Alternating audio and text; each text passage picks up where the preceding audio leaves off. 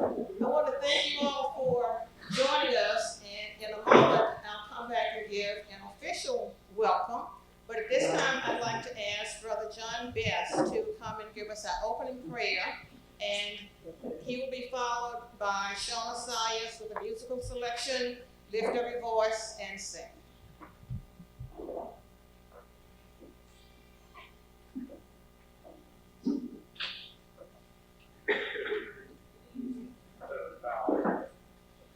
Dear Heavenly Father, we praise you today for everything that you have done for us in the past, what you are doing now in the present, and what you will do in the future. Thank you for this wonderful assemblage of people here to celebrate Juneteenth, Heavenly Father. Thank you for the unity you have benefited us with and continue to benefit us with.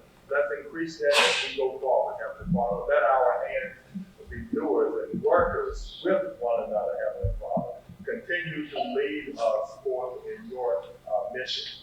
And let us celebrate and understand the tremendous sacrifice they made to have us where we are now. And let us put our nose to the plow, dear Heavenly Father. And let us mentor a new generation with greater harmony, greater purpose, and with greater love, Heavenly Father. Thank you for all you will do in the future in that regard.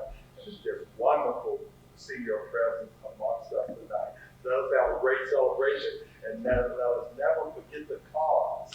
Let us always be united. Let us never be frustrated, and let us always stay focused on you, the source of our inspiration, the source of our power, and the everlasting love in our life. We say in your Son Jesus' name, amen. Amen.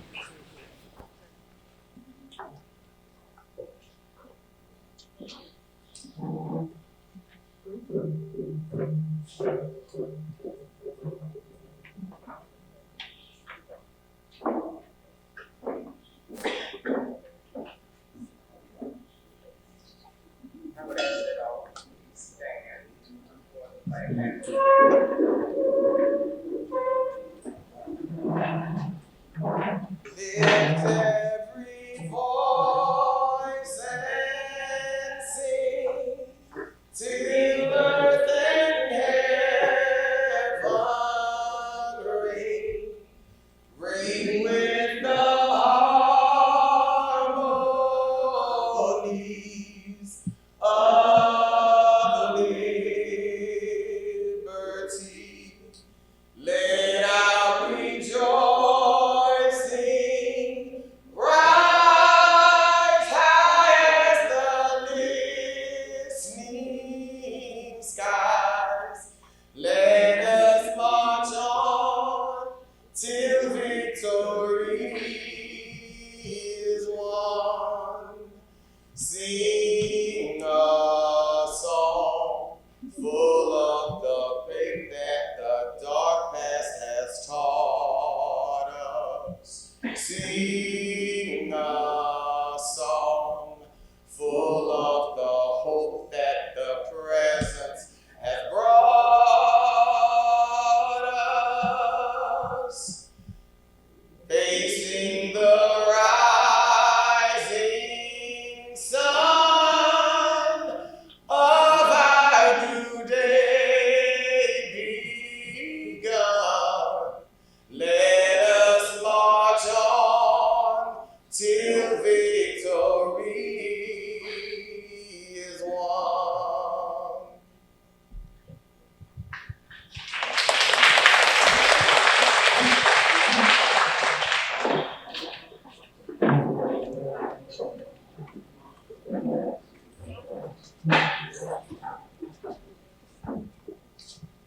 Well, that certainly gets us started and in the mood for the kind of celebration and commemoration that we're here for tonight.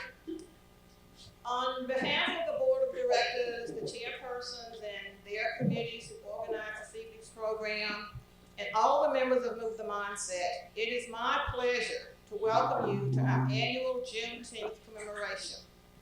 We hope that you will find the evening interesting, informative, and inspirational. And with our words from Brother Bess and the powerful rendition from Shauna, we are off to a very good start.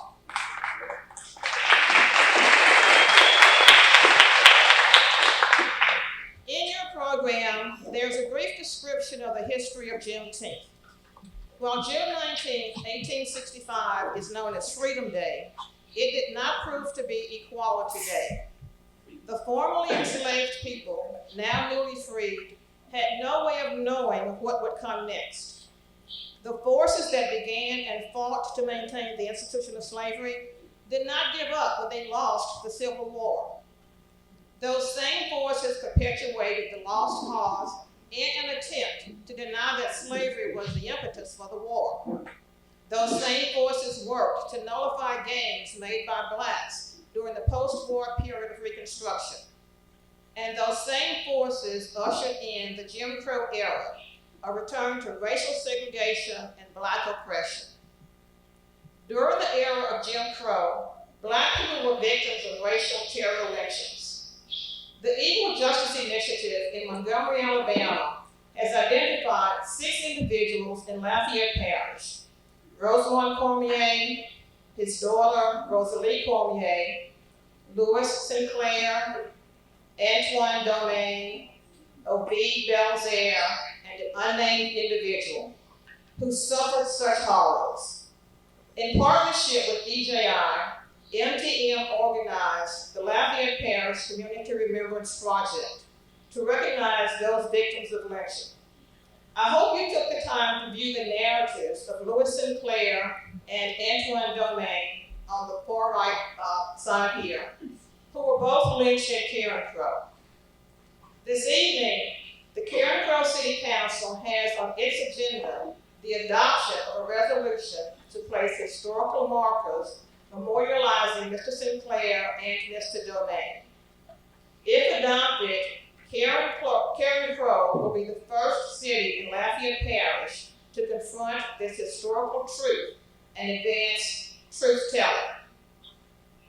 The Community Remembrance Project will continue working to get markers placed in Lafayette, memorializing father and daughter, Rosamond and Rosalie Cormier, and markers placed in Youngsville to memorialize Ovid Belzer and the unnamed individual. Like many people and groups who work tirelessly for a just cause, we are not giving up on our mission to make this happen. For decades, Miss Opal Lee, the grandmother of Juneteenth, did not give up on her mission to make Juneteenth a federal holiday. She promoted the idea by leading 2.5-mile walks each year, representing the 2.5 years it took for the news of the Emancipation Proclamation to reach Texas. In 2016, at the age of 89, she conducted a symbolic walk from Fort Worth, Texas to Washington, D.C. to plead her case. Despite the odds being against her, Ms. Lee did not give up. In 2016, when told that a permanent injunction prevented the movement of the Jim Crow era statue of Confederate General Alfred Mouton from downtown Lafayette, my late husband Fred gathered a group of like-minded folks and formed Move the Mindset. Despite the odds being against them, Fred and Move the Mindset did not give up on their mission either. On June 17, 2021, 99 years after being placed in what was City Hall at the time, the Mouton statue was removed from its pedestal, taken apart by a crane, loaded onto a trailer bed, and taken to the former Confederate training camp in Tangipahoa Parish.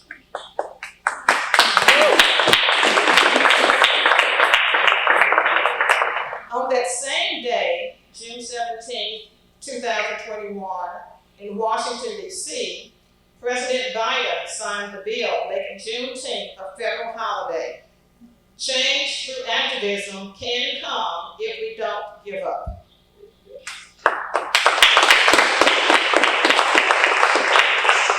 Today, there is so much going on around the world, in our country, and certainly in our state. programs and policies that were designed to equalize and expand access and protection are being suppressed, restricted, and in some cases being taken away by new legislation or judicial decisions. Black people, women, LGBTQ plus people, people in other marginalized groups, all of us, we all have to keep working. None of us can afford to give up.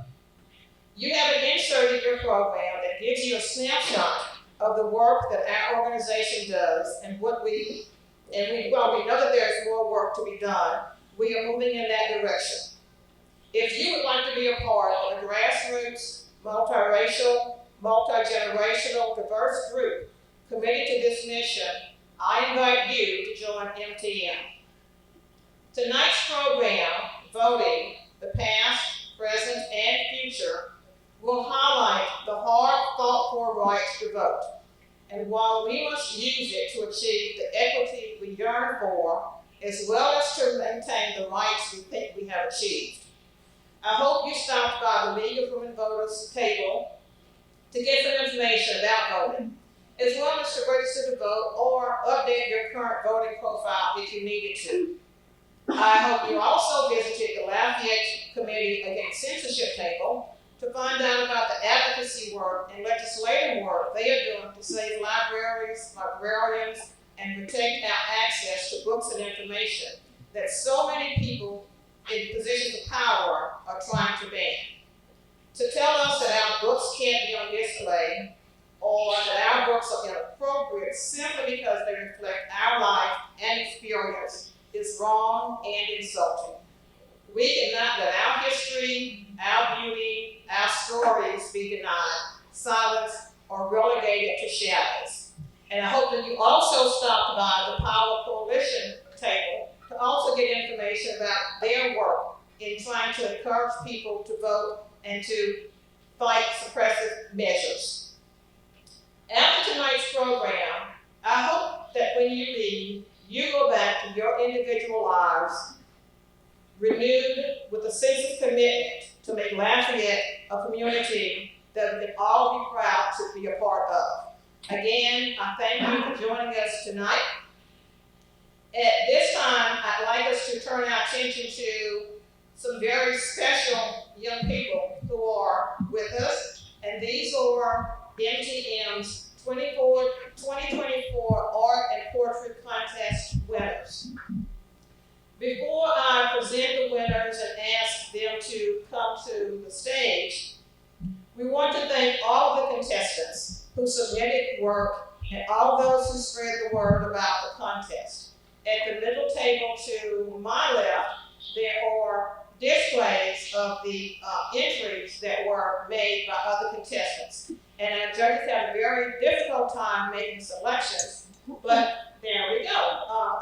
Like there, we pointed that. Very difficult time making selections, but we have been able to narrow our winners to 3 individuals who are with us tonight. So I will call their names, ask them to join us on stage, and then they will each read their original work for you. Our second runner-up is Elijah Ford.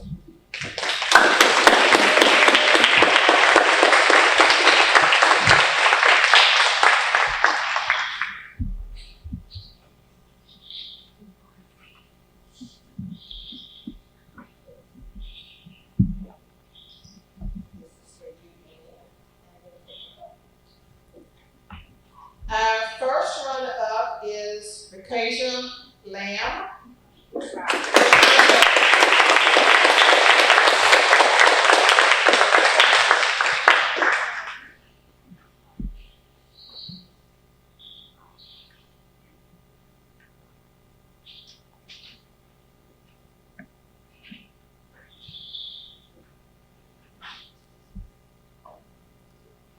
And our grand prize winner is Elizabeth McQuirk.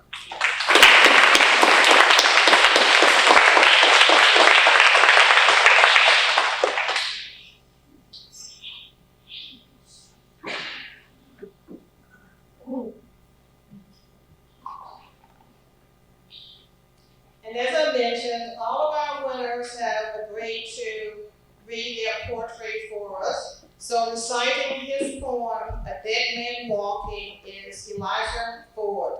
Elijah completed 8th grade this year.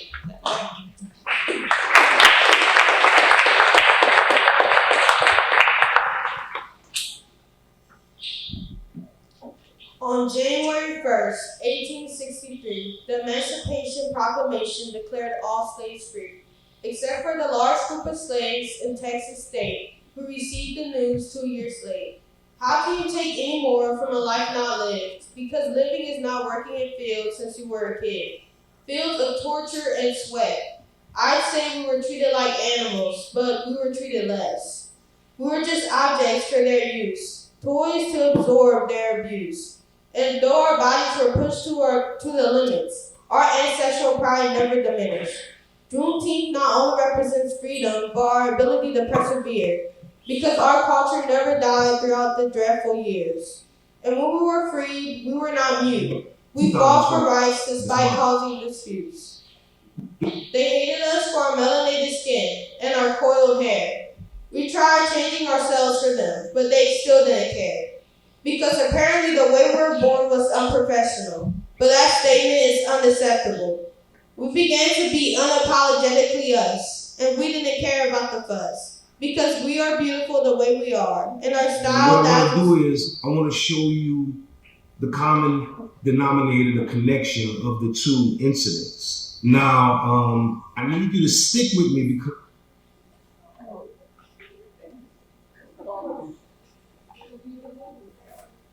and our style dazzles like the stars. Instead of trying to fit in, we began to stand out. We corrected corrupt laws, and our roots began to sprout. We made our own backbone after making the backbone of America for centuries. And no more being inferior, we became the celebrities. Because we are professional, we are bright, we are beautiful, and our skin glows in the light. So, though we had many trials and tribulations, we made our foundation and inspired many others. So happy Juneteenth to my Black sisters and brothers. Wow.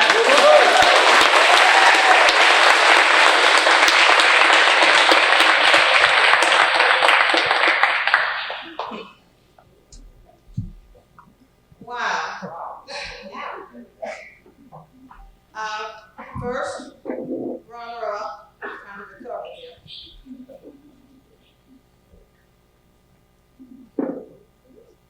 Retired Lamb.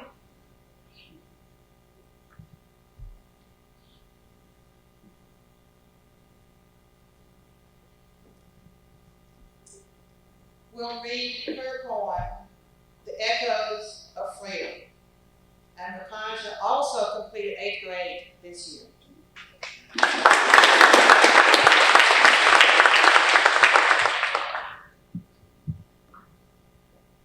In the warm embrace of June's bright sun, a tale of courage hard won. Echoes through time, a song of release, where chains were broken, souls found peace.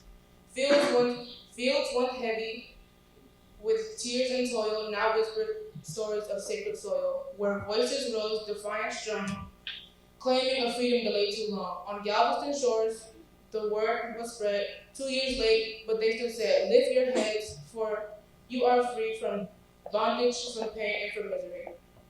Juneteenth dawned with a hopeful cry, a promise etched across the sky of justice, long denied, now near, of liberty's sweet, resounding cheer. In every heart, the fire still burns, reminding us all to learn that freedom's journey, while begun, must be nurtured by everyone. So let us honor those who fought, who never gave up, and who sought a world where love and justice reign, where every soul can break their chain. Echoes of freedom, loud and clear, resound each year, dispelling fear, a legacy of strength and pride, a future bright with none denied.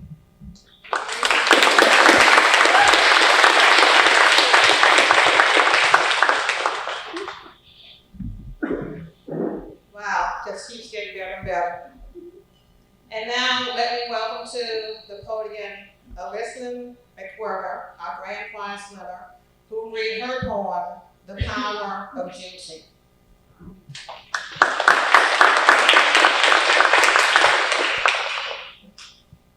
In the depths of history, a tale unfolds of strength and courage as the story goes. Like souls in chains oppressed for years, but hope still burn, banishing all fears. Juneteenth arrives, a day of liberation, breaking shackles, a joyful celebration. From coast to coast, across the land, freedom's rhythm echoes, a united band. In justice battle, voices rose high, heroes and sheroes reaching for the sky. Their legacies inspire, hearts filled with wonder, as we honor their fight, their spirit we ponder. Juneteenth, a reminder of the journey won, of resilience, unity, and the love under the sun. We honor the past, the struggle endured, with gratitude and pride, our spirits assured. So let's rejoice, dance to freedom's beat, embrace our heritage with joy we meet. Breaking shackles, we rise and shine, on Juneteenth our spirits intertwine. From the cotton fields to the city streets, we rise above, our strength can't be beat. Through struggle and pain, we've come so far, our ancestors' resilience shines like a star. Juneteenth, a day to remember and reflect on the battles fought, the dignity we protect. We stand tall, united as a community, celebrating freedom with love and unity. So let the music play, the drums resound, as we honor our roots, our history profound. In the face of adversity, we've overcome. Together we rise, our spirits never undone. Juneteenth, a time to embrace our pride, to celebrate our culture side by side. Let's keep the legacy alive, forever strong, as we sing freedom's song all day long.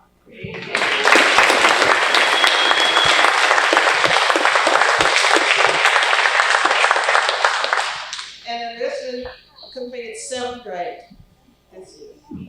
So thank you all. Let's give them all another round.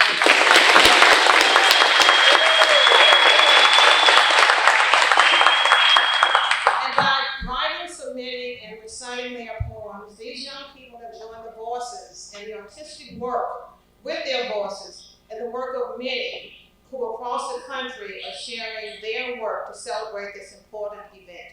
So we certainly thank you for sharing your work with us here in Lafayette this evening. Thank you.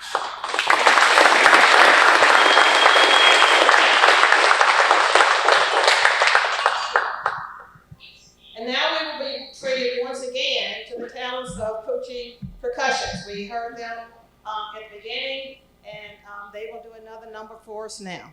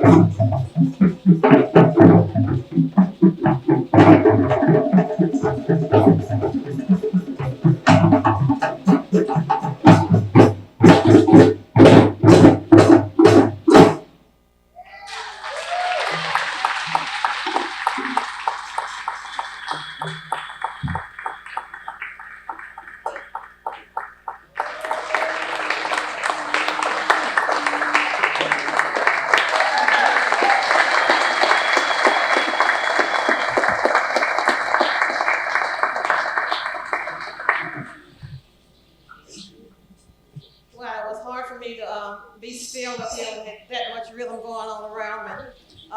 That was great. Thank you so much, Pooch Percussion.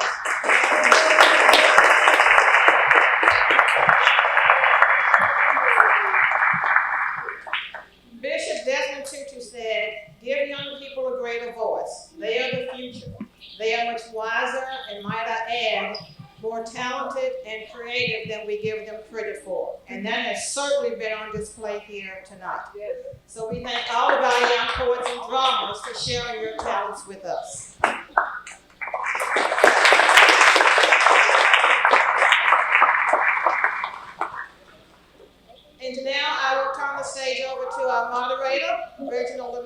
Lamel and our distinguished panelists, and you are in for another treat, the second half of this program. Thank you very much.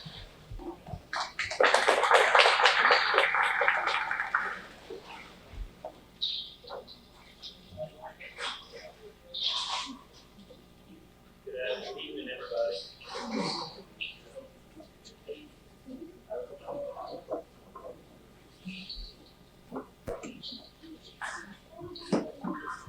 Is this better? Hello, good evening, everyone.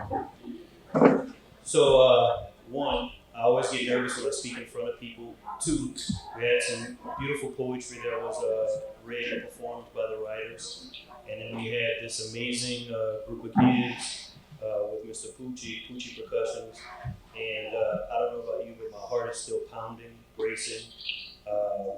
Vibrant music, a way to connect the crowd, a way to connect people as we join together to celebrate Juneteenth. So I have never been a moderator before, so I'm going to do what I normally do, and it's be my unique, vulnerable self. So last week was Men's Mental Health Week, and how does this connect to Juneteenth? Because a lot of Black men struggle from mental health issues and concerns. I, being one of them, have a very dark past with mental health issues and concerns. I don't look like mental health, but I'm also a licensed professional counselor. Thank you. I don't take compliments well. I appreciate it. Thank you. Working on that. So I'll tell you a brief aside about myself so that you understand why I have such a buy-in to Juneteenth. And then I'm going to introduce my panelists, the people on the panel, and I'll give you an introduction to the individuals that you'll be listening to and understand why they're up here and why you should listen to them. So I tell personal stories, and I'm going to keep it really brief. My dad died when I was 2, my mom died when I was 10. After my parents, I appreciate that, but I do understand, I appreciate the thoughts, but this is not for pity, but to model for people what we should be doing, right? So after my mom died, life was not so great. I got to the 10th and 11th grade. There's a day I decided I was going to kill myself. The day I decided to die, I picked up the phone and I called my best friend. If it wasn't for her, I would not be here. I would not be part of Move the Mindset. I would have never met Fred Prejean, never met Miss Ola and the other beautiful members that are part of the organization. And I wouldn't be here with my vibrating voice, nervous in front of you, sharing. But I say all that to say this as well. It leads off into voting, past, present, and future. I'm going to start with something that locally happened. A lot of times we sit in front of the TV or we sit in front of our phones and look at social media, by the way, which isn't really great for kids. Time limits are important. And we see these stories and we feel like we're so disconnected because they're so far away. But the unfortunate part is they're not. Some of the harshest and most severe issues and concerns that we have in our history, part of which the ladies in the library are trying to make sure we maintain and attain for the kids to read. Opelousas, Louisiana had one of the largest massacres in American history. One of the reasons I know about it is because when I was the kids' age that were performing their poetry in St. Andrew Parish, we had a Black History Quiz Bowl. And I learned it by learning my Black history. And I also came out second, so I studied really hard. The other part of that is the largest massacre in American history, and I hope that resonates with you. And I hope your heart is beating as fast as the drums were towards the end of that song, because it's an atrocity that we don't all know about it. And what was it related to? Voting, right? Or the opportunity to vote, and there are people out there who refuse to allow us to practice that human right, that American right to vote. So I'll read you a brief snippet, and I promise it's brief. In September 1868, a dispute over a column published in an Opelousas, Louisiana partisan newspaper provoked one of the bloodiest incidents of racial violence in the Reconstruction era. The kids that stood up here to perform their poetry I commend you for what you did, and I urge you to continue to write. Writing is where your feelings, thoughts, and emotions can come across to people that you never thought you could touch. Continue doing so. This violence was incited by words. Words are powerful. The attackers' goal was to reverse dramatic political gains made by black citizens after the Civil War, intimidate them from exercising their newly found rights, and restore the racial hierarchy of the slavery era. The Opelousas Massacre remains one of the harshest examples of African American voter suppression in U.S. history. Again, that's like 30 to 45 minutes down the road, just depending on which way you go. It's not far-fetched, it's not far from us, it's really close, and it's attached to a lot of us. I'm from Leonville, it's 8 miles east of Opelousas, it's in my backyard. Was I alive then? No, but there are family members that who died before me that it affected directly. Throughout American history, political parties have used partisan papers to influence the electorate, starting with the Federalist Party, which is no longer, and they created a motto: "He that is not for us is against us." But who is us? If that didn't include African Americans, who's us? After the upheaval of the Civil War, newspapers became a hotly contested space for Democrats and Republicans to communicate their competing visions for political and economic, social futures of some 4 million formerly enslaved people. And let's skip beyond that. There's a man named Emerson Bentley, who is the one who ignited a lot of this. He was a black man from the North who came here. I think he was actually from Ohio. They considered him a carpetbagger. If some of you kids don't know what a carpetbagger is, please go home and look it up. It's an important term. People from the North who came here to help us out. So he actually incited it. He was a school teacher at a Methodist church, and he went on the paper and he said what they were actually trying to do, called them out, right? Well, they found him in his church while he was teaching his kids and started to whip and beat him with a cane pole. The kids ran away from the church yelling and screaming, "They're killing Mr. Bentley, they're killing Mr. Bentley." Long story short, he escapes to the north. The Knights of the White Camellia, which is a group like the KKK, decided to take concerns into their own hands and decided to start rampaging through Opelousas, murdering, killing, and I don't know if you heard the young man's going through the poem Strange Fruit. They hung bodies in front of drugstores, not just of black people, but also white people who supported blacks in voting, to leave messages and signs that we were undeserving and that when they moved on with things, you were either going to die or not vote. And towards the end of the election, there was not one single vote out of St. Landry Parish that went to the Democrat, the president, which was Ulysses S. Grant. Not one vote from St. Landry Parish was registered for him, which means that they were successful in diminishing the vote. I hope that made sense. So I'm going to go with something more recently in the past. So I explained that my mom died when I was 10. Well, before she died, we were on picket lines. By the way, I'm 46, born in 1978. So this isn't that far-fetched. It isn't that long ago. We were on picket lines in St. Landry Parish. There was a march from Holy Ghost Church in Opelousas to the Baton Rouge State Capitol. It was called Follow the Plan. Not many people know of it. There's a lady in here that was part of it. I wear a pink ribbon on my shoulder, on my lapel. I have a pink shirt on today for support for my mom. She died of breast cancer. On that march, she drove her van because she could not walk, to support those who couldn't continue to march and bring them to Red Cross tents. So that's the other reason I'm up here today, to honor my mother and her past history with those things. So these marches and these evident events that fall to our knowledge and our ears, we need to keep those stories going. Without them, our kids, our future is doomed. And we got to figure something out. Back to the ladies at the library, voting rights, Power Coalition. These tables are important. It really is. Kids, I'm going to now introduce our panel. The individuals who spoke today I'm going to talk about these individuals and their accomplishments and what they've done in life, and why it's important to hear them out and their viewpoint on voting. But yours started today with the poem that you got to read, right? That you earned the right to read on the stage. So your historical path to possibly lead you to being a panelist on the table started today. So hold on to that, embrace that today, and don't hold it as a lowly thing. Y'all did a good job. Really good job.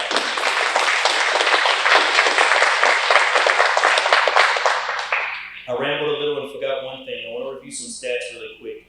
In an important election year featuring races for governor, lieutenant governor, treasurer, secretary of state, attorney general, and several local government seats, Louisiana saw historically low voter turnouts. Only about, and this is an approximate because I talked to a few people and they had different numbers, approximately 36% of registered voters cast ballots in October's primary election. That's total in Louisiana's population. 36% in the state, marking the lowest turnout in Louisiana gubernatorial primary since 2011. The general election in November saw even lower turnout when only about 23% of registered voters made it to the polls. So what do? We talked about the past, we talked about the present with these statistics, and my group of panelists here are going to help us try to meander through the difficulties of figuring out how do we reach and attain the goals to get young people to believe in and grasp the idea of how important this is, the number of people that struggled and suffered to do what we now are able to do freely. So first up, we have, I'm going out of order. Actually, I can go in order. Ms. Consuela Gaines. We have on our far right, we have the purple shirt, Black Girl Power shirt. Is the organizer of the Lafayette chapter of Voice of the Experience, which is VOTE. She is a formerly incarcerated woman. Since her release in 2016, she has worked diligently and tirelessly to help returning citizens upon their release from incarceration. She serves on the Louisiana Task Force for Safe Alternatives to Segregation. She, along with members of VOTE, lead the charge for voter restoration after release from incarceration. Please give her a hand.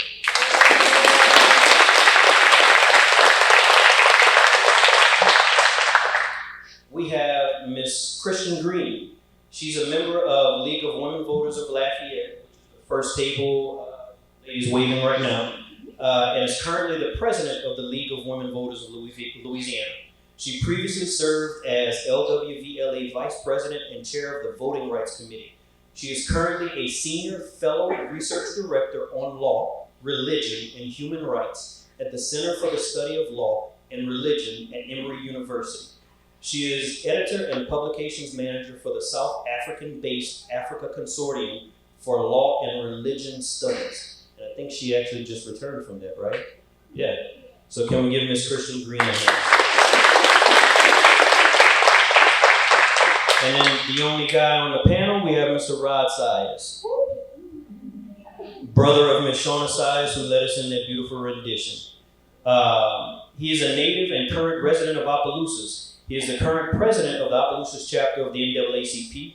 He earned a Bachelor of Arts degree from the Southern University A&M College and a Master of Architecture from Washington University in St. Louis, Missouri.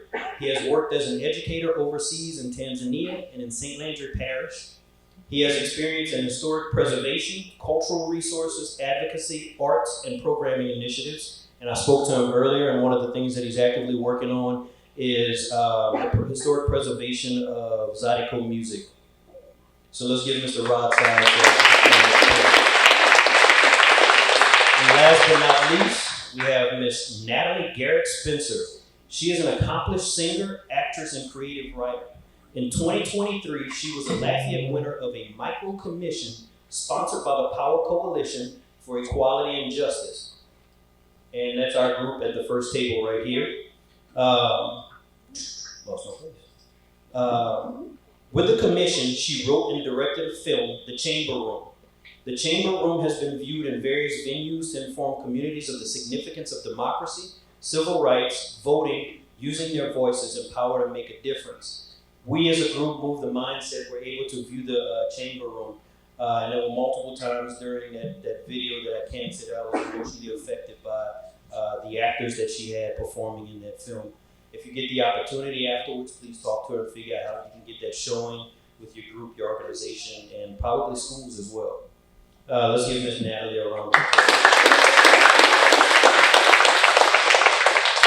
So now that I've introduced my group, I hope I've created the opportunity for a smooth transition into a discussion with our expert panelists. So we talked about the past, we talked about the more recent past, and then the present issues and concerns with people showing up for voting. And kids, please know you guys are part of this discussion because y'all aren't too far off from being those people with those voices, right? And then now rolling into discuss the movement and energy needed to grasp those goals and discuss the movement forward. So I'll ask for volunteers who would like to get us cranked up.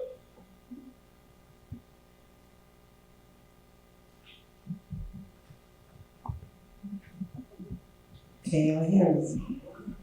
All right, I'll start off by saying, how many of you think that you have power?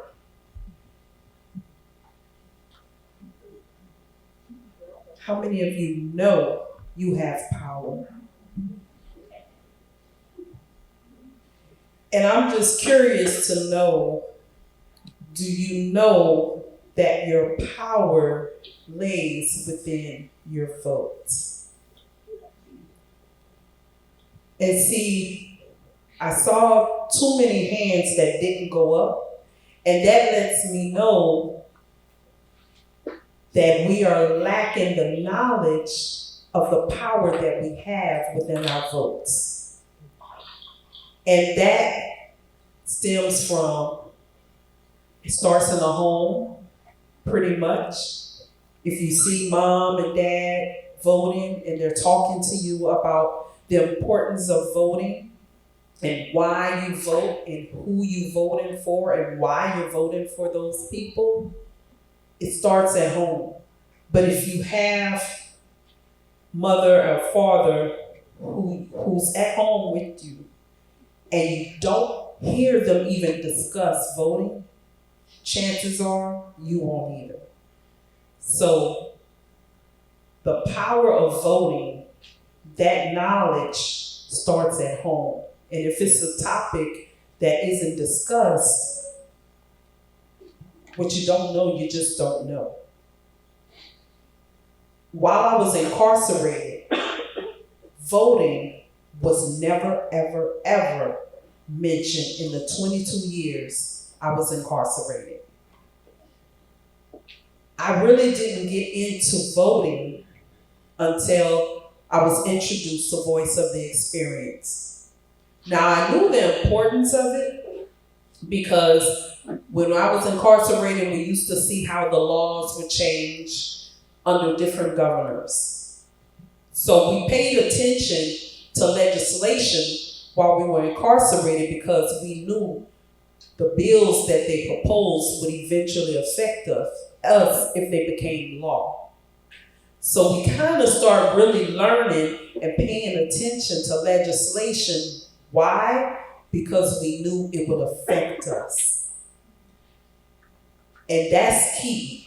When we understand and realize that a piece of legislation, which is presented by a legislator who is an elected official, that's when we start connecting the dots from, okay, people have to vote this person into office in order for them to present a bill that can become a law that can eventually affect me. So if you're not really paying attention, all of that will go over your head. And you won't really completely understand that until something happens to you or your children or someone you know and love and is close to. If someone goes to jail, gets arrested, then you kind of start paying attention to what's going on. But that's our problem. We wait until something happens.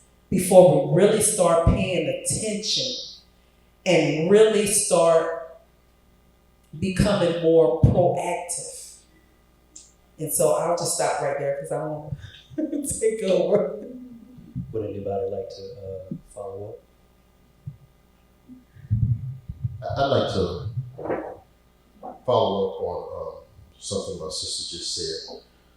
When she talked about power, okay, and you asked the question, how many people do you know you have power? Oftentimes, when I like to segue people, particularly younger people, to say what is actually power, okay? Power is the ability to turn an existing situation into a preferred situation, okay? And you can find power in art, you can find power in music, you can find power in politics. It's an existing situation, and if you can turn it into a preferred situation, then you have power. And I just want the audience to understand that voting is merely a tool, and it's an expression of a wider situation. And for the younger people in the audience, I just want you to know that everything in life, everything that you do is a political act. Okay? Everything is a political act.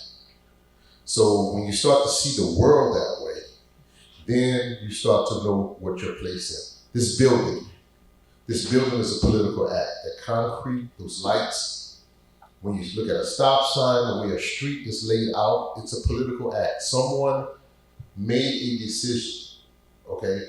And oftentimes we as poor people, we as African Americans, we as people who want to fight an oppressive system, we tend to, not really understand our place in that. You mentioned about the Opelousas Massacre, and I just want to show you how close that is. The Opelousas Massacre, the scholarship was actually done right there at Southern University with Dr. Charles Vincent, who's still alive today. Okay, he's still teaching in the program. He's done the most scholarships. Dr. Ivory Tolson, who passed, he wrote the Black Oklahoman, which is talked about the Tulsa massacre. And so voting is an expression, and it's not only an expression of your political commitment, it's also a way you gauge the health of your community. And I'll give you some statistics in Opelousas. You talk about the governor's race, and the national race, but what really affects people on an everyday level is actually a local race. So a few years ago, I became president of the NAACP, and we made a conscious decision to move away from protest politics to actually engage in policy politics. And what that means is that we're not going to stand on the corners anymore. We're not going to be yelling at people. We're going to actually dig down into policy and start to understand what are the structural things that affect our people. Hard concept for people to understand because, people are used to think that if you can argue your way out of everything. And arguing is not organizing, okay? Arguing does not influence the policy on a planning commission that's going to run a highway through a neighborhood or tear down a historical monument. And so what we decided to do, we decided to say, what is the effect, you mentioned something about, I know who you're talking about a march that was led by Father McKnight and a lot of those other people. They got people here that knew him. But one of the things that he used to always say, that I would say, you have to ask yourself a fundamental question. And this is for our young people. Who owns and who controls? Okay? And if you ask yourself that fundamental question, who owns and who controls? If you're not owning or controlling anything, you are a what? Slave. Okay, and most of us walk around with the vision of freedom, but we're not voting. We can't protect our communities. Our communities are food deserts. We have food deserts. There are no banks. There are no infrastructure. Even our city government in Opelousas, we don't even have the mechanism to receive and protect our own people, even when we do have the semblance of power. And I say this because, like, what can we own in our community? And what can we control? We can control our own schools, okay? Which goes back to voting. We fought to get on the ballot 2 school bonds, all right, that would have literally rebuilt the entire school system in St. Andrew Parish, put new schools, 21st century learning, begin to put the mechanism in place where our kids can have critical thinking, where we can introduce things to basically civic training, art, technology, that we can basically prepare our children for a 21st century learning and 21st century future. That we got more opposition by people across the parish saying that, hey, you know what, we don't want to pay. So, because when you do something structural, that, you know, like, they don't want us to read, they don't want us to have school. St. Andrew Parish hasn't built a school. The average age of the school is 75 years old. We haven't built an elementary school in 85 years. Okay? 85 years. And so what I'm saying is that, like, when it came to voting, so we basically thought that, hey, if we changed the policy, we got the school board on board, we said, hey, you know what, we explained it well and whatnot. And guess how many of our people showed up for our children? Less than 6%. That was the first election. The second election, we brought the bond back 4 years later, and it was even more overwhelming. You know, we went across the parish, one person said, we're not voting for the bond because we don't want to integrate with you. I'm going to use the word ghetto children. But he used the N-word instead of the ghetto. And so that taught me certain things. That, number one, that our community is not organized to the point where we can't even protect our own children. I heard every excuse in the book about why we should not vote for schools. It's funny hearing, especially from our black people, who own a little home, a small home, saying, I'm not paying taxes because it's taking our tax dollar. Well, you're paying more sales tax, okay? And that's a political decision. The school system collected $1.2 million last month in sales tax from poor people, from people like that child right there, who goes to the store and buys a honey bun and pays sales tax. Guess how much property tax? $20,000. So my whole point is to say that everything that you do is a political act. That someone, somewhere, all right, is making a decision on your everyday life. So how do we get out of this? And I'm going to say this and I'm going to pass it on. How do we get out of this? Okay? Well, the first thing we have to do is we have to acknowledge that, we are deficient in that area, that we have not shown up for our children, that we have not shown up for ourselves. We have to address our mental illness within our community. We have to address our lack of organization, okay? And we have to come to terms with the fact that, okay, we might not be able to own businesses and have supermarkets, but guess what? We can take care of we can show up for our children. And that's where the policy thing comes along. So I'm gonna pass that on and I'll come back to that. So I want to briefly connect Ms. Consuela and Mr. Rod. So they talked about power, and I think that that's an important exchange there. And they talked about the ability to be concerned before there's actually a concern that's arisen, right? Preventive measures versus reactive measures. The power of seeing a policy being enacted when you're incarcerated and not being able to make a change, but paying attention to it because it does affect you. Well, if you're not incarcerated, there are changes that are happening that do affect you. And I love everything is politics. The building we're in, the sales tax on a honey bun, the sales, It's all around us, but we need to pay attention to it. And when we transition over to the next speaker, I do want you guys to understand this. Libraries are important. One of the things my mom taught me was, back in the slavery days, we weren't allowed to read. You were not allowed to, because without knowledge, you're easy to control. And one of the sayings she used to tell us about when we were kids, if you put it in a book, no N-word will read, because N-words don't read. We've got to slow life down, put the devices down, connect to our kids, talk to them, speak to them. Because the foundation, 75 years since the last elementary school was built, like that's the foundation for the kids that are coming up. Can you imagine what that school looks like? I can. Your sister has posted lots of pictures. Look up Plaisance Elementary.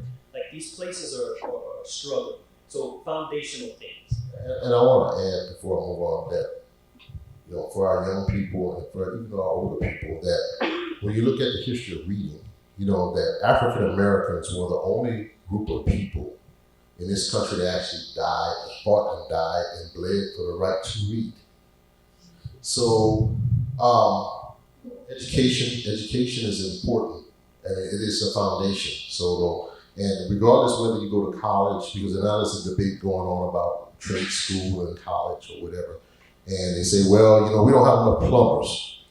We need to be pushing our kids into vocational education and whatever. And that's only half the data. What the other half of the data is saying that, sure, we don't have enough plumbers and electricians and things like that, but what the other half of the data is saying is that our colleges are not producing enough doctors, they're not producing enough lawyers and curators and policymakers.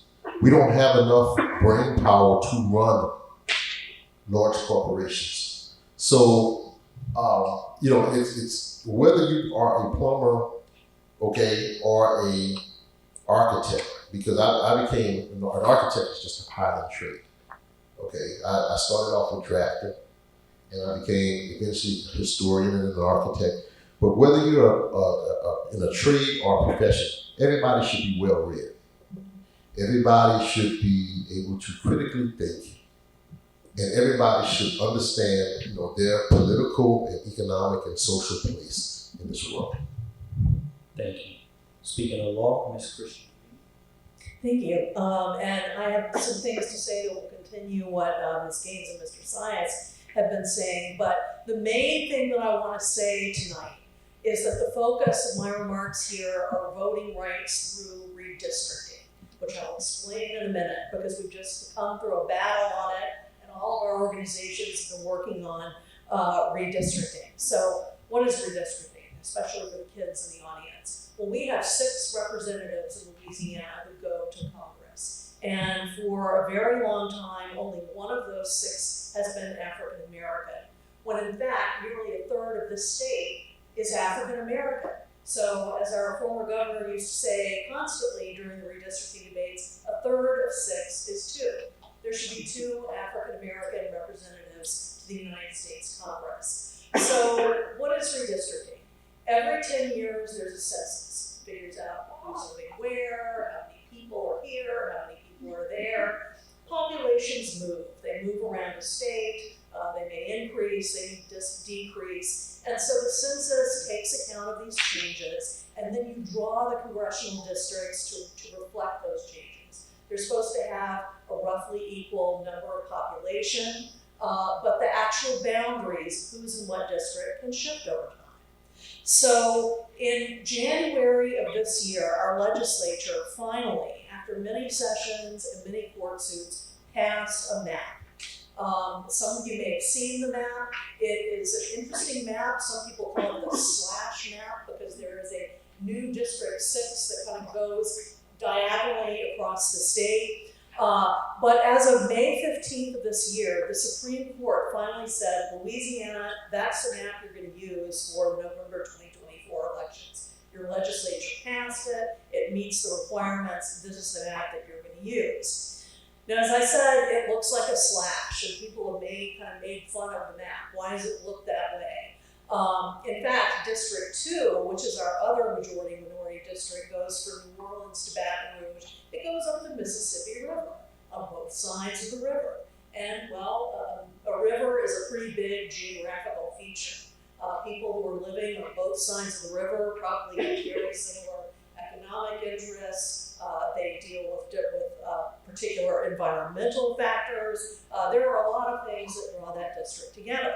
But people said this new District 6, what is it? It's strange. Well, when you think about it, there are two factors. There's the Red River, which goes diagonally up the state that way, and there's I-49, our highway that is running north and south of Lafayette and may run through it. We can say something about that in a minute. But so there's a reason the map looks like what it does. And basically the main qualifications for drawing a district are that it's compact. People live in particular places. You can draw a line, however strange it may look, around those places and connect those people. The second factor is that the group is politically cohesive. The people in that area tend to vote the same way. Maybe it's for the same party, but maybe it's on different issues. But whatever it is, they vote in a similar way. And then the third feature is that if this group is in this new district, there will be enough of them that if they vote for a block, they can elect a representative of their choice. And that is ultimately what redistricting is about and what power is about, quite frankly. Having the opportunity to elect representatives and elected officials who will represent your interests. But there's another set of factors that often comes up in redistricting debates. Some states actually have this written into their redistricting law. Interestingly, Louisiana does not. But it's a particular term called communities of interest, that districts should not break up and divide communities of interest. They should be kept together so that they can lobby Congress for their common concerns. Well, what are communities of interest? For some people, that might track with race, it might track with political party, but actually, if you look at some of the statutes in different states, they mention things like environmental concerns, economic development concerns. These might be things that communities might have an interest in that would cause them to want to have a person in Congress who represents their issues. Now, in the middle of the redistricting debate, some of us in the voting rights advocacy side had an opportunity to read something that we came to call the gumbo brief. This was a brief that was submitted during redistricting to the court that took a historical perspective. It said, well, in the 17th century in Louisiana, the French lived here, and the Spanish lived here, and there were even Dutch people up in Zwolle, the town that's now known for the Zwolle tamales, Dutch people making Mexican food. It just stood out in the brief. But they said, the northern part of the state is Protestant, and the southern part of the state is Catholic. In New Orleans, they listen to jazz. In the Southwest, they listen to Zydeco. And I hate to mention it, it's a sensitive issue, but they did mention that some people put tomatoes in their gumbo, and some people don't. And it's really important to understand that how you make your gumbo might make your political decisions. Well, we kind of thought this brief was crazy, and we hoped it would never see the light of day. And in fact, it didn't. The judge rejected it because the state actually didn't call the person who produced it to testify about it. So it was gone. But it came back in the legislature in February 2022. There was a legislator who mentioned this brief. And one of our voting rights lawyers said, and what happened to that brief? And she said, I'm not sure. And he said, did the judge accept that brief? And finally, she had to admit that no one had accepted the gumbo brief, that the gumbo brief was irrelevant.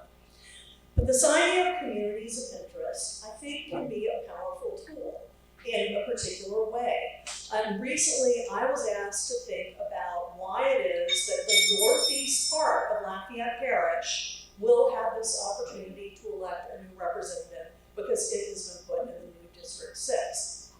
That, if you look at our Move the Mindset public and closed group Facebook sites right now, you'll see I have posted particular precincts in Lafayette Parish that will move into the new district. If you don't know what a precinct is, if you don't know what yours is, you can go to our volunteers and believe on the voters table. They will help you go on Go Vote, get registered if you're not, check your registration, make sure you're still an active voter, and find out what precinct you're in and whether you're in the new district. But when I was asked to think about, well, what does it mean to send away this northeast part of the district. What is important of that? Are there community of interest kind of concerns there? So there were 7 points that I came up with. One was transportation. We have this I-49 connector, an elevated highway that's going to basically bisect, cut off this new, newly liberated, one might say, part of Lafayette Parish into its own world. Then there are libraries. As our library group can tell you, we've had a battle, many of you know, we've had a battle over whether to construct a Northeast Regional Library in Lafayette. It's the only region that did not get its own library, has not yet gotten its library. They apparently purchased land now. But the money was allocated in 2018, and here we are in 2024, no library. The third factor was education. Hallborough Middle School. Recently, it was decided to take the honors programs and the language immersion programs out of that school and move them to the southern part of the parish. And Hallborough has a particular historical value as an African-American, historically Black African-American school. Fourth factor, parks. Brown Park. One day during our previous mayor's administration, bulldozers went into Brown Park on the northeast side and basically started flattening the place, taking up trees, taking up recreational areas with this promise of building a wonderful recreation area. Well, it hasn't happened, and so our new mayor has had to send people back to put the trees back and put back the basic recreational stuff that was in place. Speaking of recreation, number 5, our past mayor, shortly after he came into office, started threatening to take away or maybe privatize recreation centers on the north side of town. Speaking of the north side, the 6th factor is development. There has been something called the Northeast Lafayette Redevelopment Authority. It became very political and controversial, and ultimately now has been folded into the Lafayette Economic Development Authority.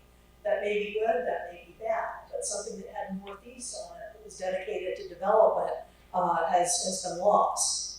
And finally, culture. In some of the court proceedings around these districts that have mentioned Lafayette Parish and Acadiana, it has been noted, well, there are French tables where people sit and speak French. I have a hairdresser who also works in a restaurant where they have a French table. I said, do you see a racially diverse crowd at the French tables? And she said, no, it's always old white people. They say that we all listen to Cajun and country music. Well, there's Zydeco, which is something a little different from that.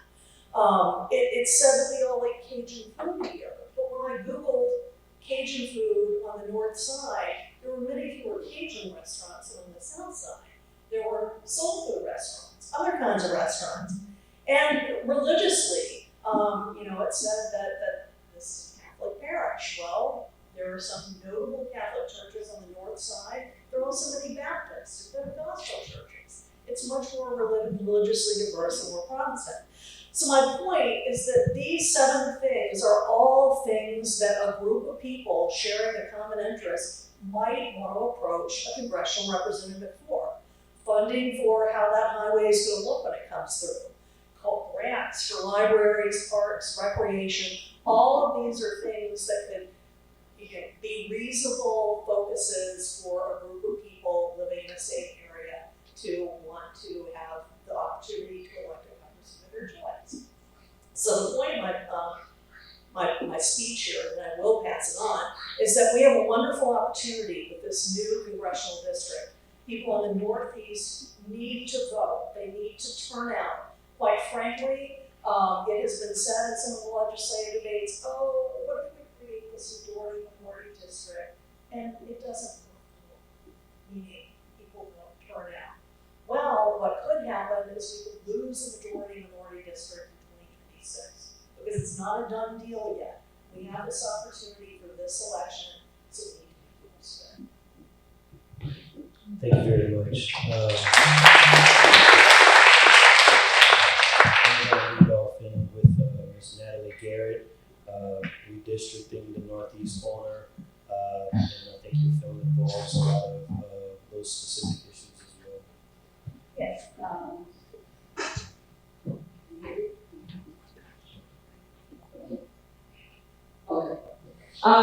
Yes, I was just sitting and observing and thinking as the different panelists was giving their presentation, which was very, very informative. Thank you guys.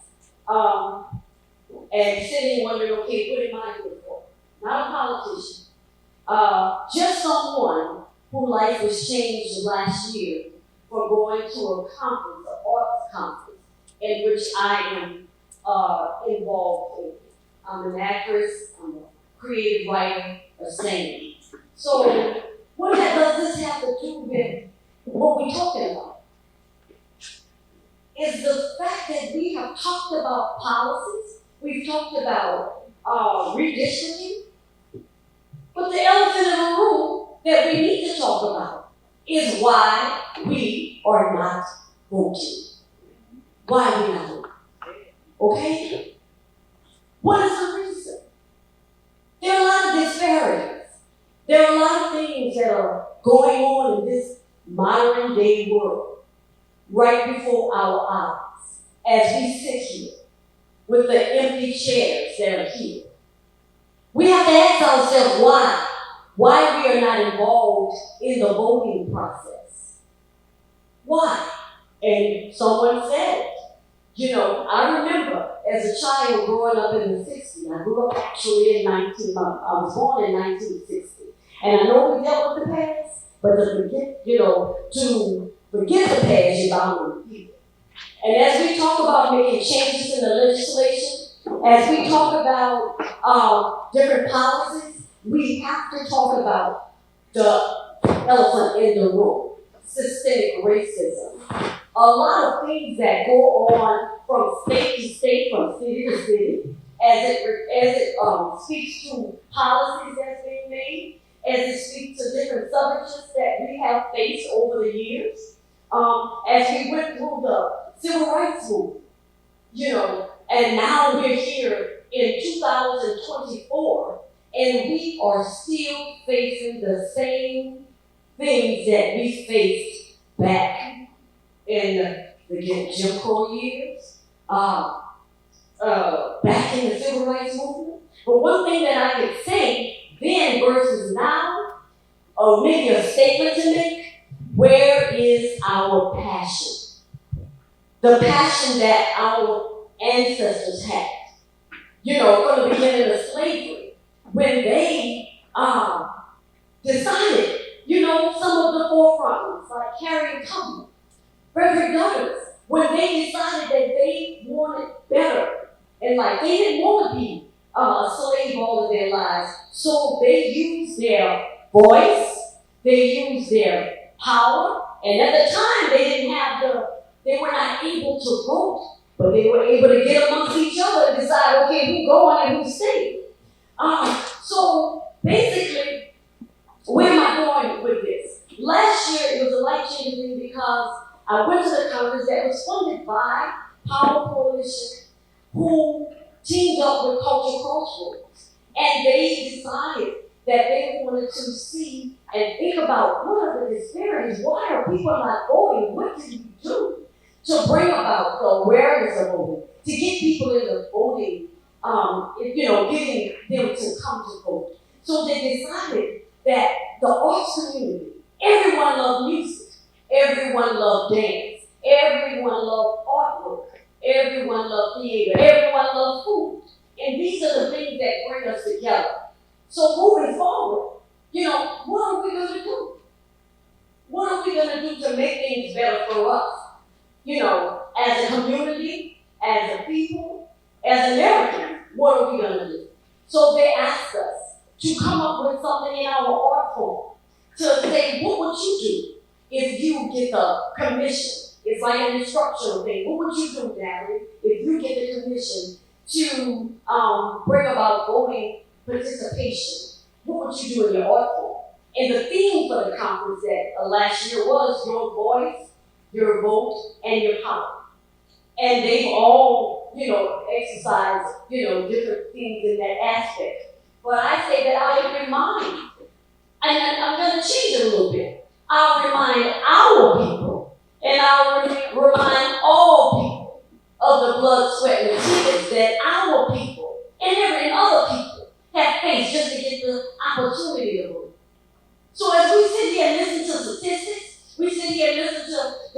things that these people on this panel, because I can't say I'm that, or I'm a part of the arts, but they sit and they work their heart, trying to make a difference for us. And that's a good thing.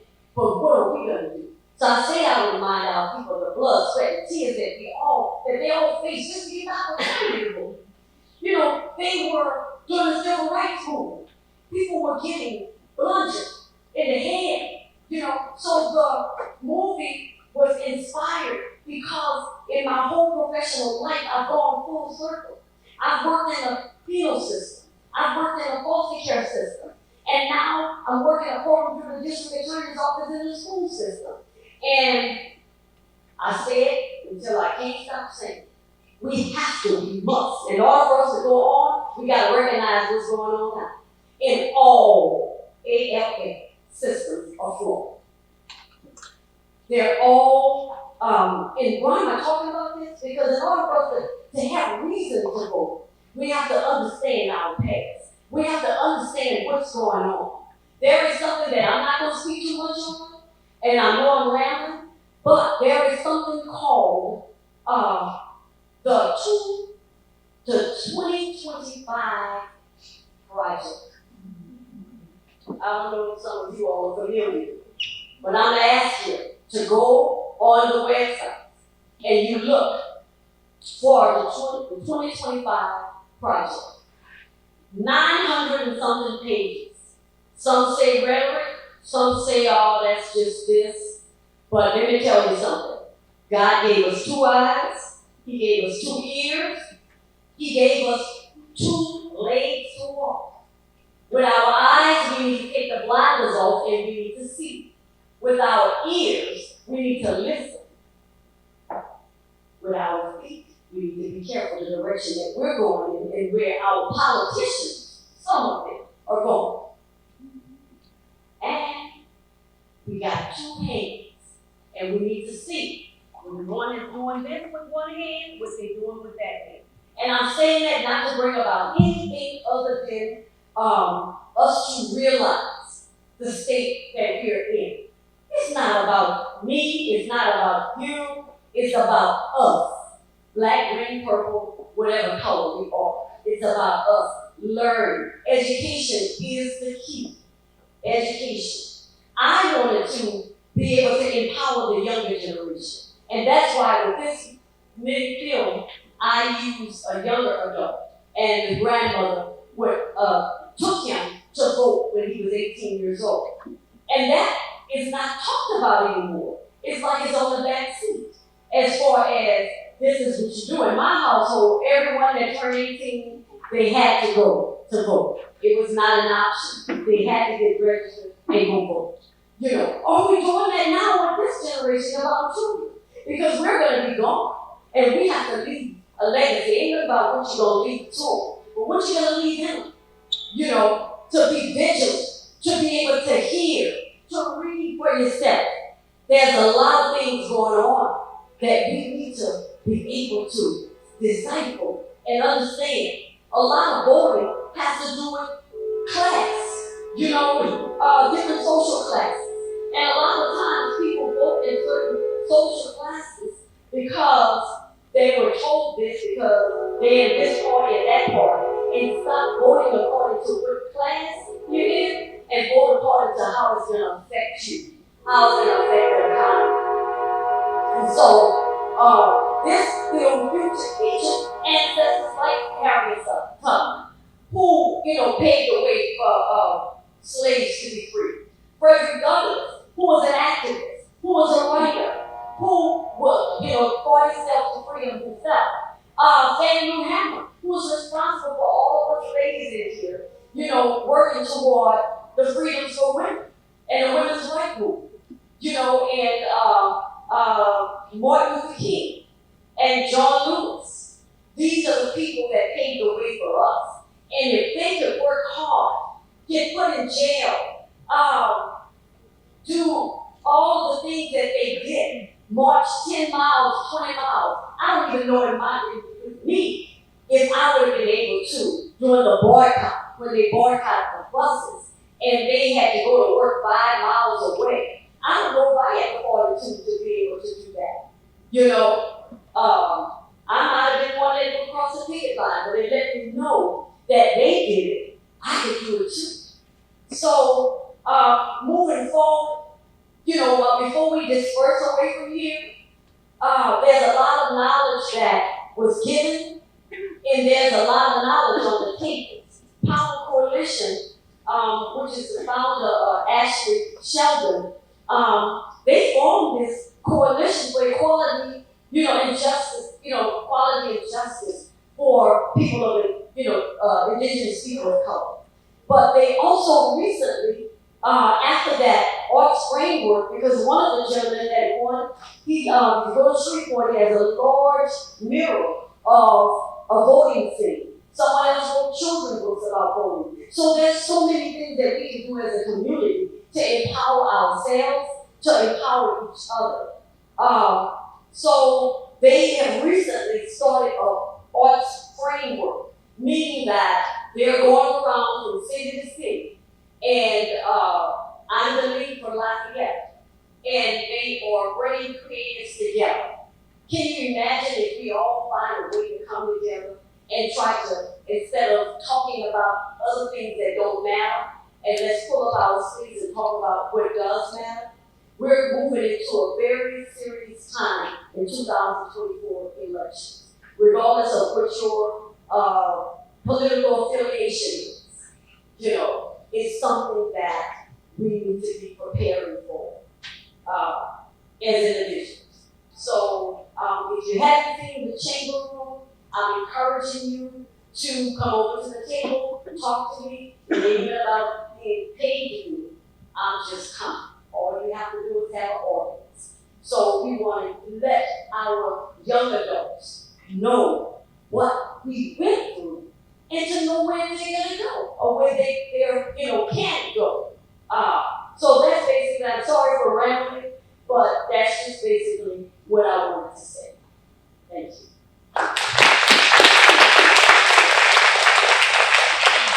Okay, thank you very much to our panelists. Okay, we're going to do questions from the audience as well. So please, if you have questions, we have Rena in the back with the mic. Think about them. We have a few more comments, and then we'll go to the audience.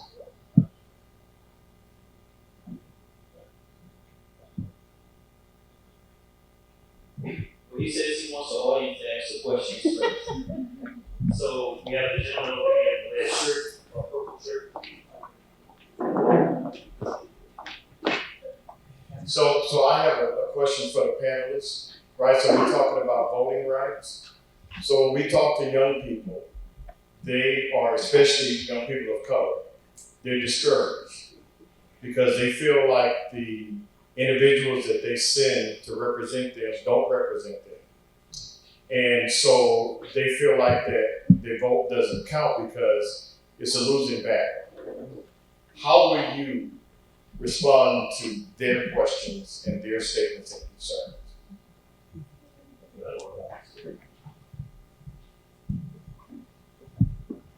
Yeah, that's something that we often have to deal with as we're trying to convince the younger generation to get registered to vote.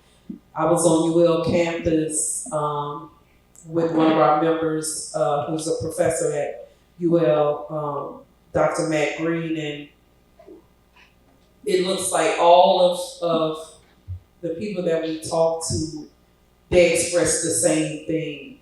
They're like, why should I vote? They don't represent us. They're not listening to us. They don't even come and talk to us. And the people who get elected into office is always some older people who we can't relate to. So why should I vote? How is it that my vote is going to count or matter when I have to be voting for someone who doesn't really think about me, who's not representing me, who could care less about what I think or how I feel or what my experience is as a young individual. We talk to people like this all the time. And one thing that we try to convey to this younger group is that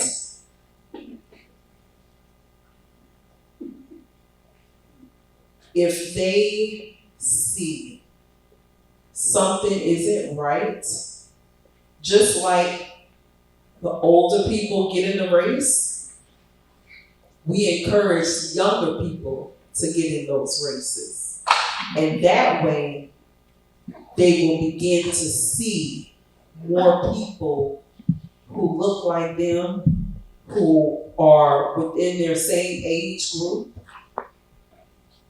And once they start doing that, that's when they will start seeing more change. And I'm starting to notice that more younger people are actually starting to step up because they're tired of not having someone who really represents them. And that's what it's going to take in order for our younger generation to start voting. And that's the other thing too with elections. People tend to vote for people who look like them, come from their same communities, went to the same schools they went to. But if you look on the ballot and you can't connect with anybody on that ballot, black or white, you don't know who they are, you don't know anything about them. The only time you met them was while they were campaigning and asking for your vote. Why would you vote? And so we try to encourage the younger generation to not be discouraged, but to be part of the solution. And that's what we did at Vote.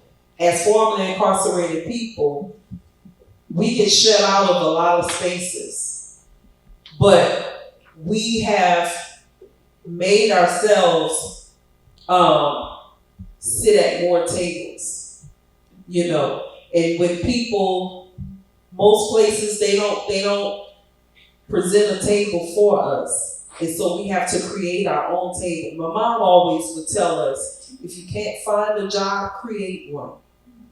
And it's the same thing with anything in life. If we're not satisfied with what we're seeing, we have to do something different to change what we're seeing. And that goes back to the power that we have. And when we realize that we have more power than we realize, that's when more people will see, like Brother Sai said, there's no way around politics. Everything there is politics. And there's just no escaping it. From the lights, to the streets, to your automobile, to the water you drink. Everything has a regulation, some form of policy. And we hear that too when we try to get people to register to vote. Oh, I don't do politics. Yes, you do. Every day, all day, you do politics. It's no escaping it. It's just in every factor of our lives. And when we really began to understand how close we are, and we're firm believers at Vote, those who are closest to the problems are the closest to the solutions. And that's how we try to make sure we get people to step up and get registered. I was just pointing out that point. The people who are closest to the problems are the people with the solutions, right? Do we have any other questions? Can I say two quick things on that? Okay. Well, the first thing is that you don't always win. I have to say that almost no person on my ballot who is currently elected in office to represent me actually represents me. I let them know what I think anyway. A lot of people know I'm very good at communicating with my congressmen and my legislators. But just because you don't win doesn't mean you take your toys and go home. And I'll just say, one time I was in grad school, I just moved to Chicago. And I was new in town, I didn't know who to vote for. First thing I did was go to the League voters to look at their voting guide. But there was a race for Congress that year, and there were 2 candidates, and one of them had been in the office for a long time, and then there was a younger guy from the law school, and he seemed kind of interesting. And I asked people about him, and they said, "Oh, you could vote for him, but he's not going to win. Bobby's got this." A few years after that, the young man from the law school ran again. I got to elect him to be my state senator, and that was Barack Obama. So, he didn't win, he ran again, and look where he went.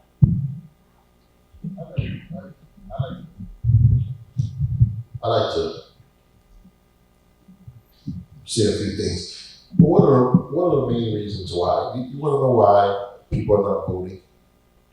Okay, and why young people are not voting? Because we don't tell them the truth. Okay, and they see how we act, and I don't really have a fascination with youth, but I don't have a fascination with the elderly either. Okay, just because you're old doesn't mean that you're wise, that you make good decisions. Okay, in St. Landry Parish, and I just want to talk to people. When people talk about systemic racism and structural racism and all those things, I always ask people, what does that look like? How are you experiencing that? Well, we're experiencing that in Opelousas by drinking dirty water, okay, by having substandard sewers, poor schools, no park systems, okay, and we're 73% African American. We lie to our children, okay? We lie to our children, that's why they're not voting, okay? Because we tell them to go and study hard, get your grades up, do your best, work hard, and you're just gonna get what's coming to you. And what do? We play politics. We put people in charge that are incompetent, okay? They see the politics and the backstabbing that goes on. And one of my mentors said, he tells me, and I really take it to heart, that being smart is not an accident. You have to work at it, okay? And right now we're not working 6%, and we have to hold ourselves accountable, okay? And I hold people in general, black people in particular in Opelousas, Louisiana, accountable for our children going to school and substance. We are 73% in a city that's being controlled by a small few people that don't want to pay taxes, all right, that don't want to upgrade schools, that want to keep Confederate monuments, okay, and we don't have our political leadership is not strong enough, or have the political will enough to challenge that. So what do children do? How do children respond? Those that are smart, okay, and get that education, they leave and they never come back, okay? Those children who are stuck, what do? They tear the place up. They don't obey the rules, all right? They tear that, they know they don't park system, so they throw trash on the ground. They know that the system is not working for them. So how do we get out of this? Okay, we gotta get out of it one step at a time. We have an upcoming election coming, okay? And and I always say, be careful what you say to young people. We got people around, some people in this room, all right? We got a presidential election. And so, and they'll make every excuse of why they should vote, why I'm not voting for Biden, why I'm gonna vote for Trump, okay? And whatever. And I say, it doesn't matter. Hold yourself accountable. Would you allow a young African-American man or woman with a felony, okay, to go work in your chicken, your chicken store? And the answer is always no, because but we make excuses. So young people see the contradictions. Now, regardless of how you feel about political parties or whatever, everybody should have a strategic interest to protect their own community. You know what I'm saying? And that's how you should vote. What is the strategic interest? Who's going to provide some of the resources, because we can't win it all at one time, okay? Who's gonna provide some of the resources where we can live to fight another day? Okay, and so basically that's what I'm saying. So we have to tell the truth. And the truth is that like there are people who look like us that are not in our interests. Okay? We wouldn't have got to this country, okay, if our people didn't collaborate. So what I'm saying is that like the first thing we have to acknowledge is number one, that we are a deficient community. We don't tell our children the truth. And they have to see us, and if vote is important, they have to see us vote. So if you want young people to vote, old people have to get out there and vote. So kids do not listen to what you say. Kids watch what you do and duplicate your behaviors. There are no kids that are born being bad. I'm a therapist and I help kids 0 to 18 and I help adults too. Kids don't come up with this stuff on their own. They're watching you. Doesn't matter what you say, they're watching what you do. Carry them with you to the polls, discuss the process, talk to them, tell them the truth. Why did y'all buy into me standing on the podium? Because I was vulnerable enough to tell you my story. If I didn't do that, then you probably wouldn't listen or checked out as I stumbled and mumbled over some of the stuff I did. So you want to connect to a kid, be open and vulnerable. We think that talking about suicide creates the opportunity for kids to kill themselves. It's BS. It's not in the research.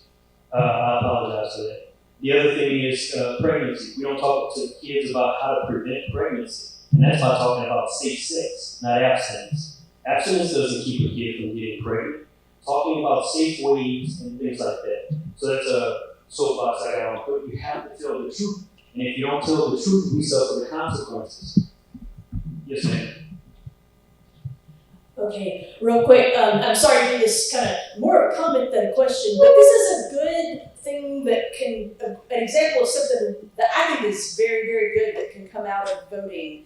Today, the governor of Maryland, Wes Moore, African-American governor, he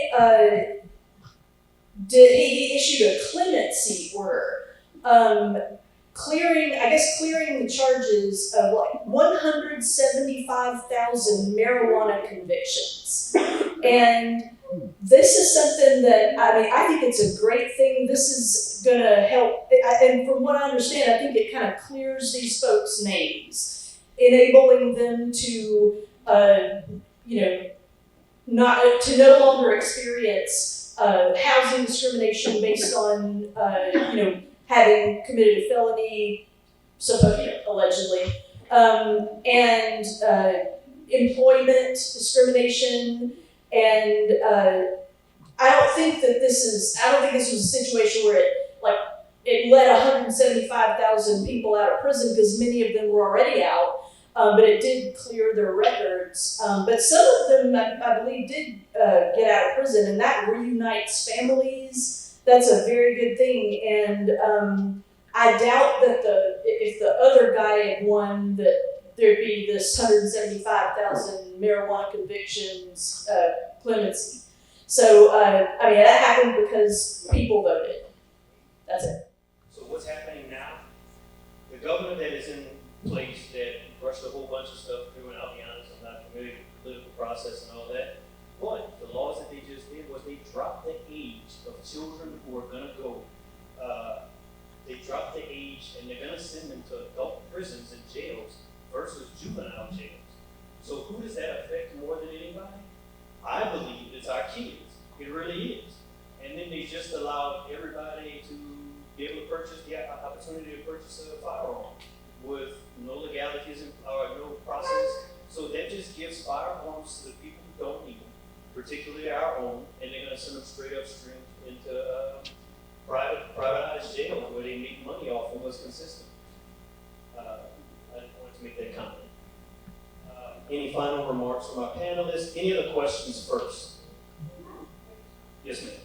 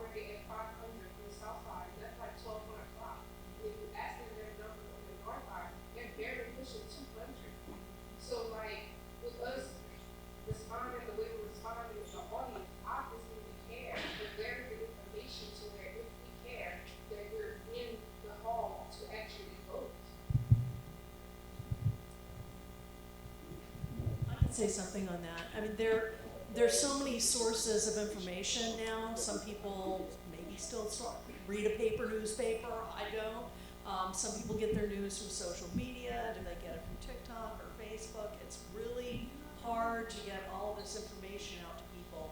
But we are aware of the problem, and also aware of the problem of misinformation and disinformation. Some of the information that's out there is wrong. Sometimes there's stuff about polling places being closed or changing that is not up to date or not correct. But getting information out is a real problem. I'll tell you, at the League of Women Voters, we have something called Vote 411. The Go Vote app with the Secretary of State has a lot of information there. One thing that people don't know about is you can sign up for automated notices. Like, I always vote early, and I will get a thank you note from the Secretary of State after I voted because they know I voted. I can check my mother's absentee ballot to make sure that it's been processed. So you can sign up for this on the Secretary of State site and get information texted to you at your phone about elections coming up. And I think that's a really crucial thing that a lot of people don't know about and might know.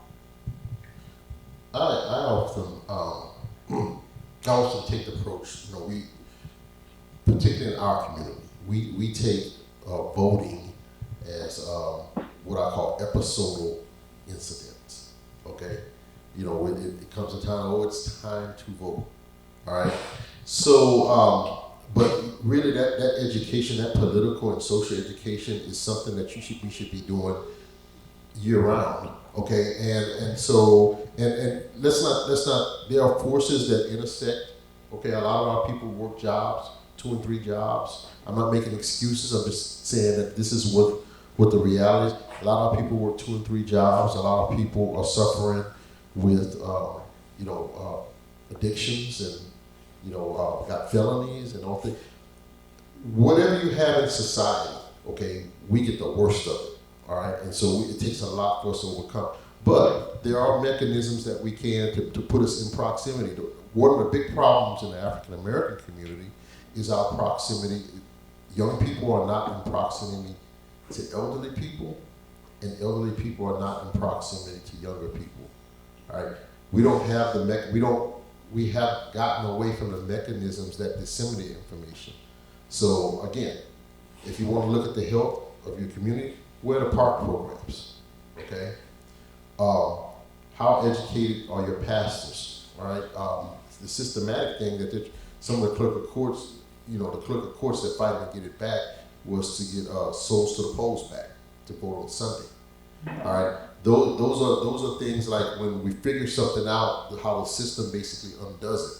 So it's a lot of intersection. It's a lot of things that go on. So, like I said, like she mentioned, all victories are not permanent, but all defeats are not without meaning. Okay, so there's a lot of systematic things that we have to change within our community. And one of the things that we have to change on a granular level, okay, and that you can hold your politicians accountable.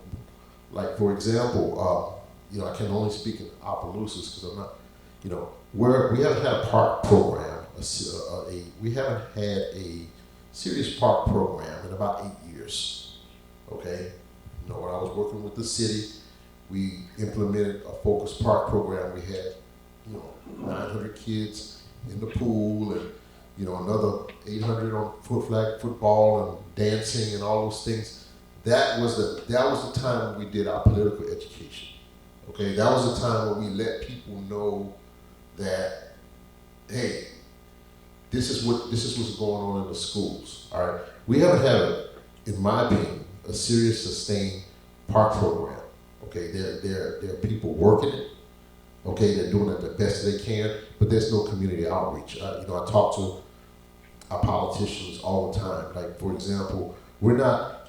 When there's a crisis in our community, we're not even in a position to receive help because there's no community outreach. There's no sustained community outreach. All right. When the census time comes, we're not able to count our own people. Okay, we can enroll in the LUCA program, where we can count our own people, where we can do a lot of things. So there's a lot of things to overcome.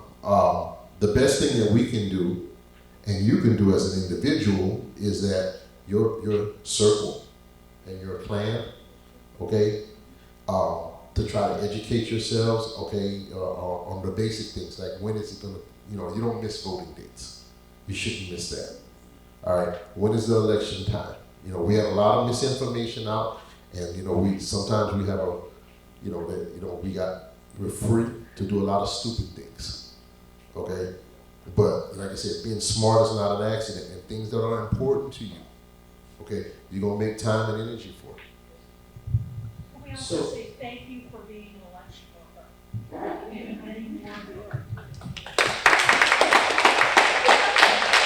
He says it's a paying job, but you're still doing it. So, But you get paid for it. Yeah. I think they increased it. so there's also Go Vote app, and I use that, and it actually takes those laws and turns them into normal English. Because I don't understand half the things they say, because sometimes it seems like the wording says one thing and it flips it on. And use multiple points of reference. Go on the Go Vote app, look at the things, or visit the tables, and they can direct you in the right place. And once you see it on the Go Vote app, go online, Google it. I mean, ask your kids to sit with you and do it. They can manipulate those phones better than anybody, right? Okay. I just wanted to add quickly, I'm sorry, Ms. Spencer, I definitely have time for your comment, but I appreciate her question, and you all have their names in your program. I follow all of them on social media, and I pretty much stalk their pages for news and updates. Not being from Lafayette and having to move here and get immersed, I learned everything I could by following Move the Mindset social media and all of theirs. That group up there are great resources. You just have to hit like or follow on Facebook and you'll learn so much. Ms. Spencer, would you like to add? No, I just basically was more or less concluding basically what they were saying, moving on, moving forward to the future in regards to our demographics of, the younger kids, 18, 38, even before. We have to begin in the homes, as they indicated. We have to have more conversations. We have to start bringing our village back together. I'm not saying the village is no more, but bringing it together to Sunday dinners. I remember as I began to say, and I got distracted on Sundays, I could never remember a conversation without talking about voting in the 60s, because that was the passion level. And bringing, we talk at our young people, and we want them to come to us so that we can give them knowledge, but we have to start going to them. My daughter witnessed that with me, going to KOK for an event for young entrepreneurs, and I was so impressed. He talked about it, mental health. Mental health is so viable to deal with, and the school systems are not dealing with it. I do assessments all day, every day, and you would be surprised of the young kids that contemplated suicide, tried to kill themselves, and those type of things. So if we have a sick child, we're going to have a sick adult, and that's why we have a lot of sick people around. And a lot of us, especially as a black community, and we think this is not relatable to voting, but it is, because it helps us put things in perspective. We have been taught, you don't go to counseling, but what's in comes out. If there's rage in, rage is gonna come out. If there's, if you don't put nothing in something, nothing ain't gonna come out. So you have to seek it for yourself. You didn't want me to say something?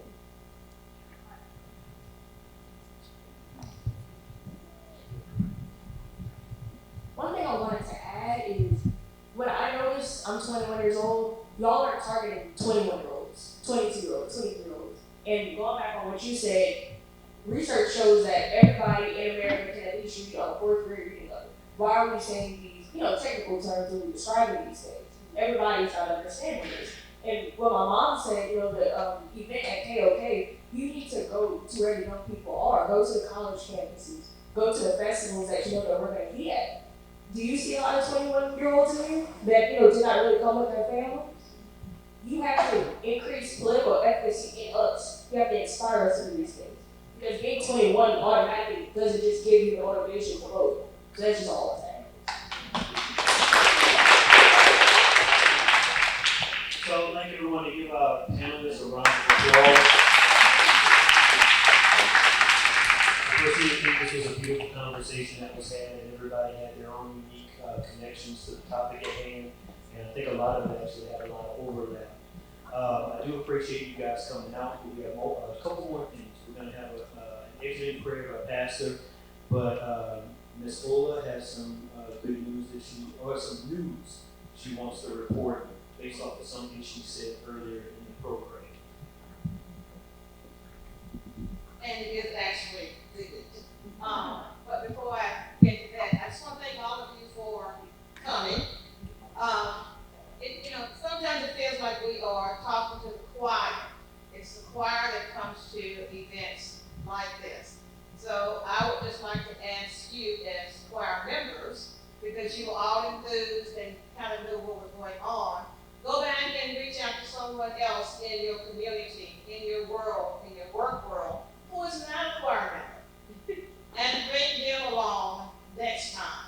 Let them know that a topic on voting is not boring. It is about our lives and what we need to do. You have certainly given us some things to think about in food mindset in terms of directions that we might need to take for programming. But I want to thank all of our panelists, our participants, especially our young folks who came in you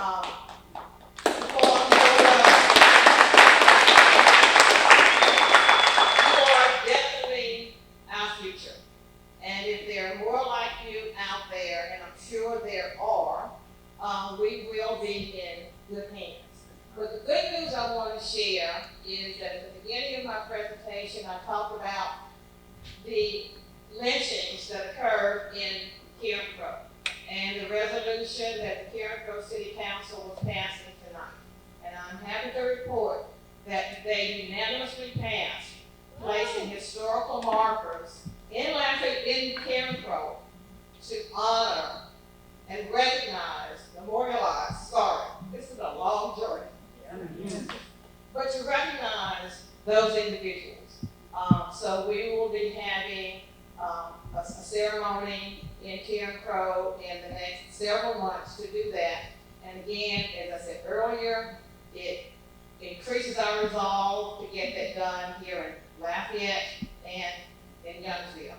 Activism can take a long time, but it's the work that we put in to see the results. So we all have to continue working, doing our part, whatever big part that is, whatever little part that is. Each of us makes a ripple in that, and somehow we get to the place that we want to be. So again, thank you very much. I want to ask Brother Best if he will come again and give us a closing prayer to send us home safely. Thank you.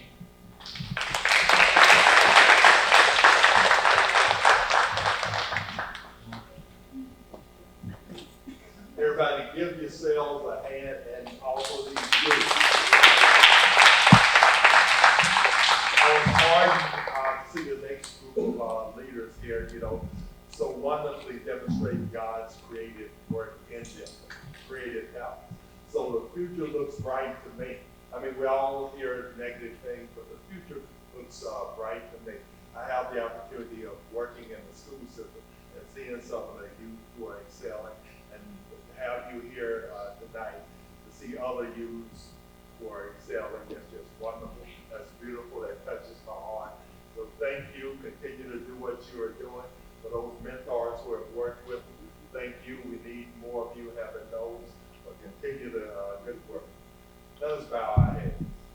Dear Heavenly Father, thank you for your great blessing of harmony and great information disseminated here tonight. Thank you for your great love. Thank you for your hedge of protection around all of us. Continue to bless us. Continue to grow us. Continue to lead us. And let us all together enjoy the great purpose that you have for us. In your Son, Jesus' name, we say amen. Amen.